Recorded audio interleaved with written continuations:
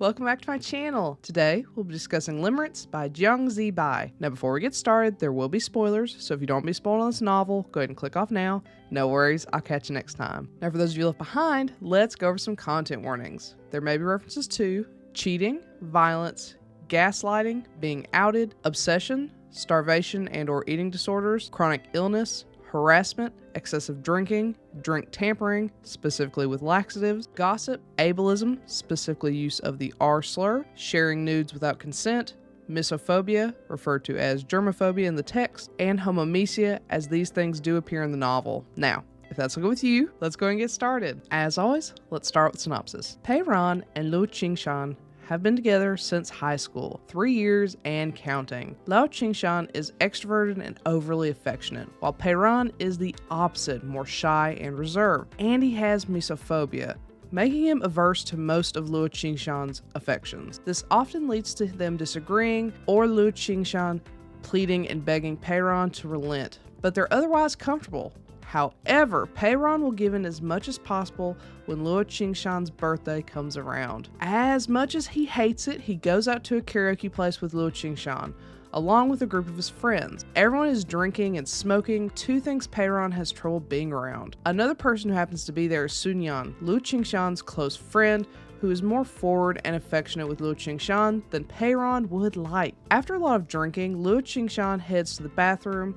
After a while, Pei Ran checks on him only to find him and Sunyan kissing outside of the bathroom. Stunned, Pei Ran isn't sure what to do until Luo Qingshan's roommate Yanzun comes by and gets Pei Ran out of there. Comforted by Yanzun, Pei Ran spares no time to gather all of Luo Qingshan's things and break up with him the next time they meet. Luo Qingshan isn't ready to give up just yet, going out of his way to get close to Pei Ran and beg for his forgiveness. Pei Ran holds firm, thanks in part to the friendship he's found in Yanzun, but it isn't long before Yanzun makes it clear he likes Pei Ran more than a friend. Fresh out of a painful breakup, with an ex still hot on his heels, and a love rival in Sunyan who badmouths him any chance he gets, can Pei Ran find it in himself to fall for someone else, or has the well of love been poisoned for good? First off, let's talk about the writing. This isn't the first thing I've read from this particular publishing house, Via Lactea. Hopefully I'm saying that right. And while it won't be the last, this might be the worst in terms of formatting, translation, and grammar thus far.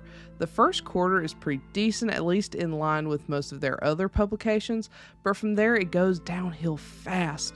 The first thing I noticed that bothered me was the format of the editor's notes, which are in line with the narrative rather than as a reference at the bottom of the page or in a reference list at the back. It is very jarring.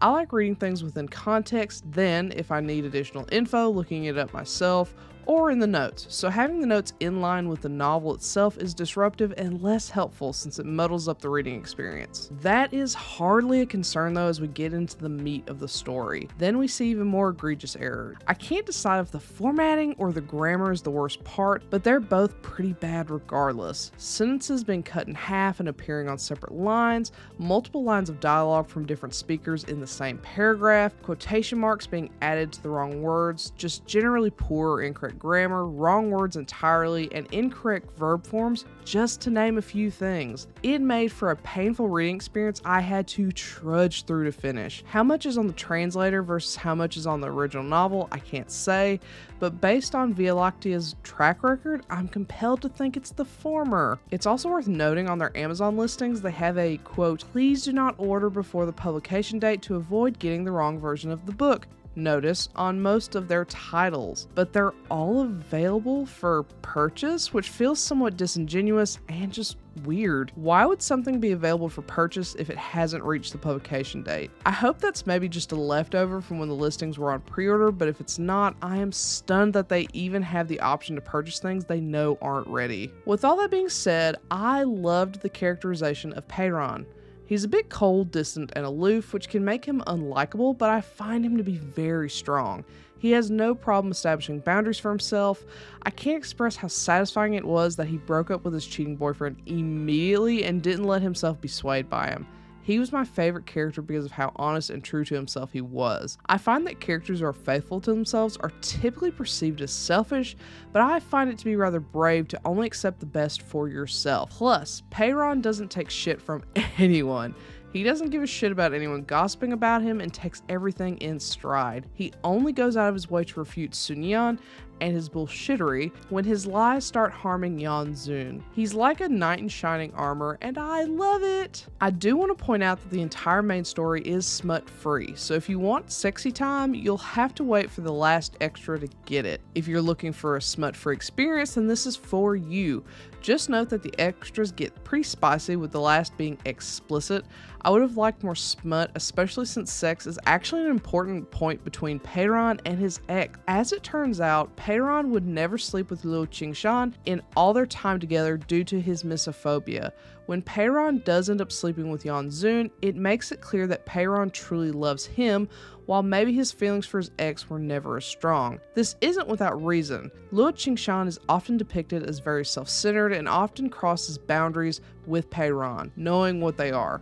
Meanwhile, when Yeonjun learns of the boundaries, he goes out of his way to ensure he follows them even before they start dating. Peiran can actually trust Yeonjun where he couldn't Luo Qingshan, which makes all the difference. With all that being said, this had so much potential. I love Peiran. He reminded me of a softer version of my character Asher in one of my novels. I will link it above. And I really enjoyed how devoted and thoughtful Yeonjun was.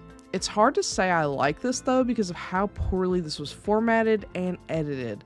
I wouldn't say this is worth the money as it is. Assuming I did get the quote wrong version, as their Amazon listing suggests could be the case, I hope that they do upload the right version.